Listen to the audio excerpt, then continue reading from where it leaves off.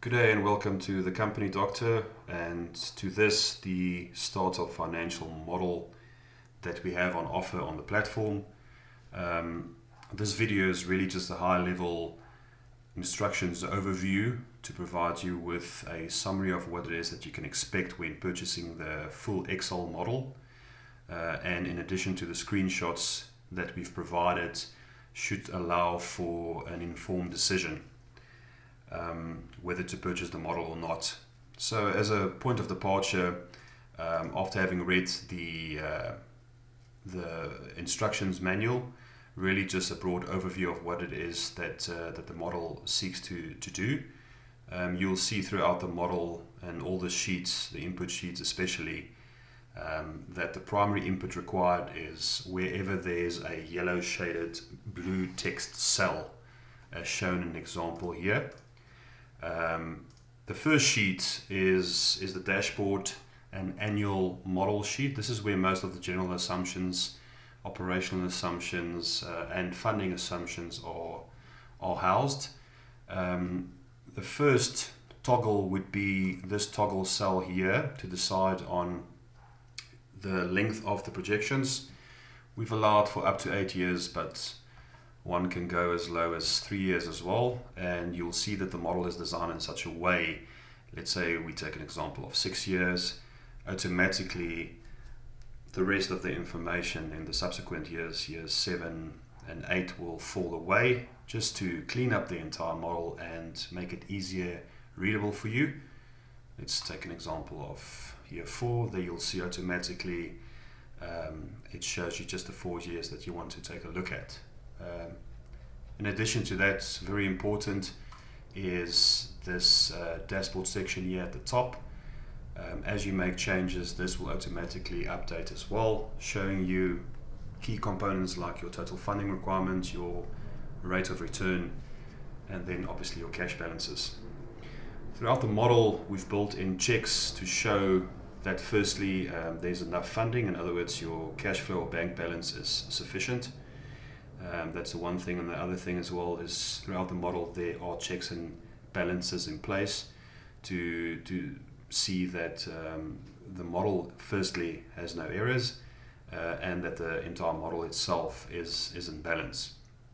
So if we quickly run through the first assumptions, the general assumptions, this is where the currencies itself can be decided on. It's a euro. In this instance or example, we've worked on South African rand.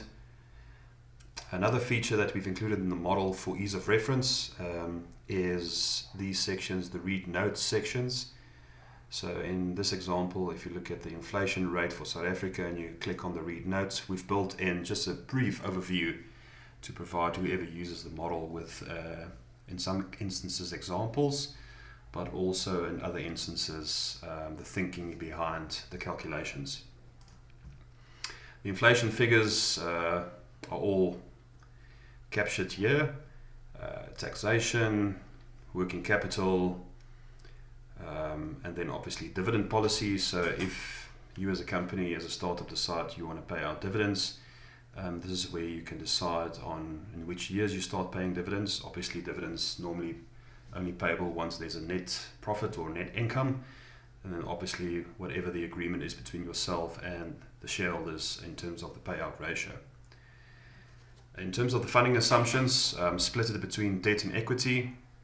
So once again, as soon as you toggle around with this, the rest of the assumptions and the rest of the figures that's hard coded automatically updates. So if we move down to, let's say, 30, you'll see automatically that debt changes to 70. If we move down to 10, automatically it will show you that you don't have sufficient funds. Right at the top, there's additional funds needed, which once again show the power of the model to allow you to, as you move through the model step by step or assumption by assumption, you can adjust whenever needed.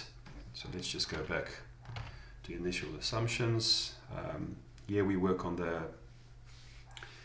rate on interest, or the interest rate, sorry, on the debt that you'll be paying, or the debt that you'll take out. Loan terms, we've included the assumptions of a moratorium or a repayment holiday up to 5 years, which will automatically take into account the delayed or the accumulated interest and principal that needs to be paid at the end of the loan. Even though we haven't included the DCF valuation in the startup model, the cost of capital is included with various assumptions here as well, and the thinking behind these various assumptions. And really it's for you to get to your WACC rate, your weighted average cost of capital rate, especially when it comes to negotiations between equity and debt funding, equity partners or potential equity partners and debt funding. Throughout the model, you will see that the funding components are updated as you make changes to your funding assumptions and your funding needs. So to all other ratios that are driven by formulas are automatically updated. In terms of business type, really just for your own purposes to whoever the reader is of the model, to show them that whether you're a products or service business, if it's products, then obviously one of the drivers will be raw materials and inventory. In services, not necessarily the case. And that's where direct costs related to your sales or sales of your services are captured. On the production side of things, if it is a products business or a manufacturing business, we've allowed for a decision whether it's your production volumes will increase year on year or whether it remain fixed. And once again, this is tied to this component here, your maximum production. So you will see that automatically this links up there. If we remove this for argument's sake and say that it's only fixed, you will see that the production capacity remains fixed throughout the period. But in this instance, it automatically then shows you that your production capacity is not high enough as a variable, which shows that the model is not viable. So let's just go back. Based on your production capacity or your total production capacity, we've allowed for actual performance in terms of production, and this obviously can, if you're a startup, normally starts quite conservatively, quite low, and then it can ramp up as you start entering the market. What is important to note is that we've allowed for the names or labels of up to 10 products or services, either product lines, product categories, that you can automatically change. And as you change, it will automatically update throughout the model there as well.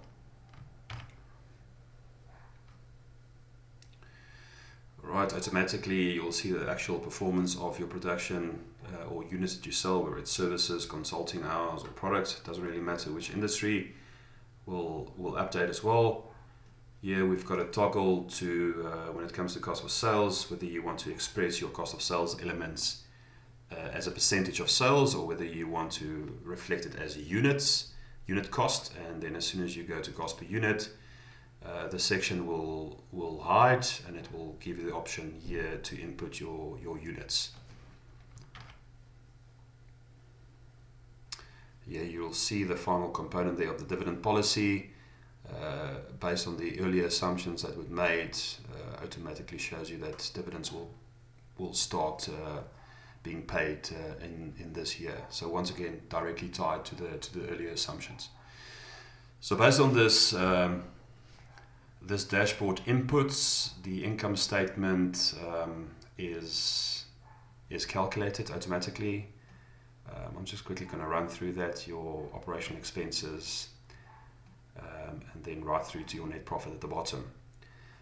What I need to point out as well is you will see here at the bottom of the sheets the 3 or 4 other main sheets that would drive the model.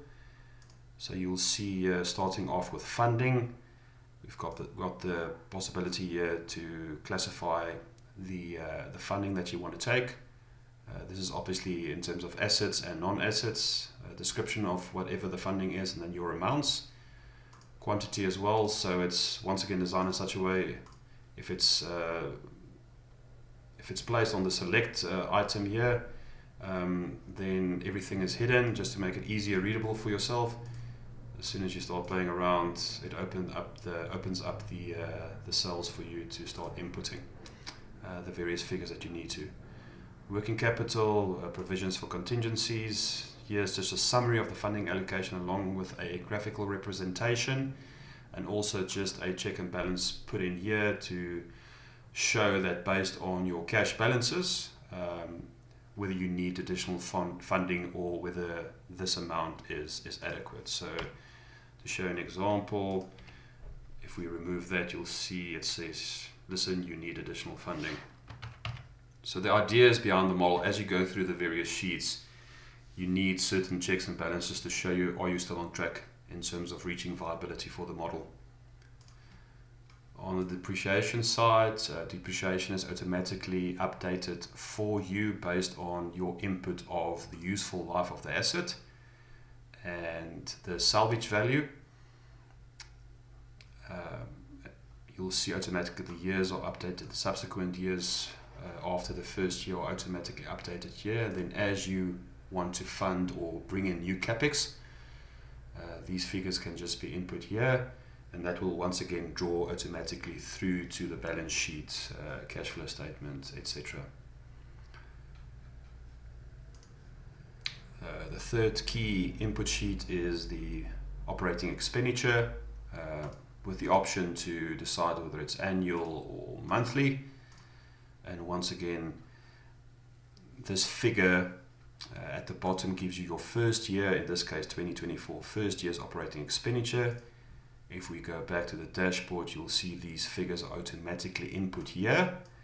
And then based on your inflationary assumptions at the top of this dashboard model, the rest are automatically calculated here for you based on the inflations, if that is the figure that you're going to use to show the increase of expenses year on year. But the input cells have also been left open for you to manually override if you need to.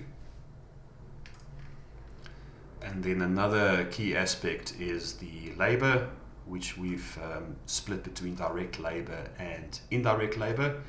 The direct labor assumptions will automatically pull through to the cost of sales or to the direct cost element under direct labor, and indirect labor or non-production labor will automatically pull through to the operating expenses side of the income statement.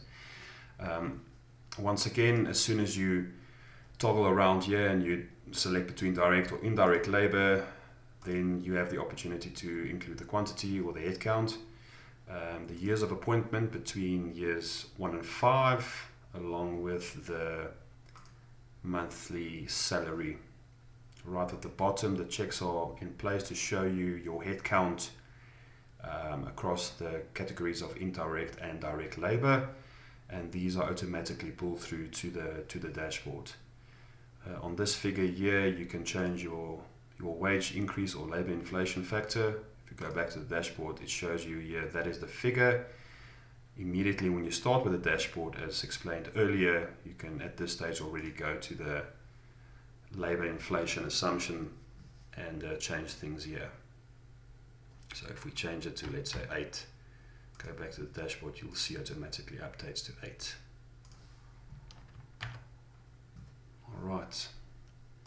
And then in conclusion, really for information purposes only, is the debt component. So whatever the debt or business loan component is that you've decided on. In this instance, we said 60% of the total funding requirement is going to be debt based on a 14% annual interest rate over a 4-year period with a moratorium of 1 year. So if we go to the 2 sheets here at the end, loan with a moratorium, you will see it shows there's the figure, 14%. Total loan period is 5 years. Remember, it's the 4 years plus the 1 year moratorium. It shows you that there is a moratorium and then the cost if there was no moratorium versus the cost of the loan with the moratorium. Automatically the month-to-month payments split between principal and interest is automatically calculated. And just for comparative purposes, if you go to the sheet without moratorium, same story. It will show you what happens if there's not a 5-year total repayment, but only a 4-year. And once again, this is really just for indicative purposes to make whoever uses the model when they plan their startup finances, to make their lives easier, to at a quick glance decide how they want to structure their debt and equity component. So I hope this makes sense. Just in conclusion, I'll quickly go to the rest of the dashboard. You'll see there's the balance sheet. We've got the cash flow there. All the financial ratios over the period already worked out and calculated. Once again, if we toggle the year and we say let's go to year 6, it cleans up the model for you to make it easily digestible. Break-even points, cash burn rates, everything is worked out for you, including headcounts, sales per employee. All the supporting schedules are in place. Here's some of the balances or balance checks that's been built in throughout the model. Tax component is built in, and then there's also about 10 or 12 graphs that automatically updates for visual representation, especially if you want to use the model as part of a business case or a business plan or a pitch deck. These design elements have already been done. You can just literally copy and paste. Before I forget, the other 2 main sheets is the month-to-month financial projections for the first year, and this is where you can adjust seasonality. Some funders want to see the cash flow and income projections for the first year on a month-to-month basis, so we've built this in based on feedback from clients and from funders. So here you can toggle with seasonality across the various products or service categories. But once again, your income statement, cash flow, balance sheet, everything is calculated automatically for you. And then just as a value add, the calculations of free cash flow and internal rates of return, all of that have already been included in this model. No need to still play around and figure it out. Calculations have been done, and showing the return on equity funding and debt funding, both on the unlevered and levered cash flow. So yes, I hope you enjoyed this video. I hope it makes sense and it really assisted with your decision whether this model will work for your purposes. And please do feel free, if there's any questions, to reach out to the company doctor, and we'll be more than happy to assist you. Thank you very much.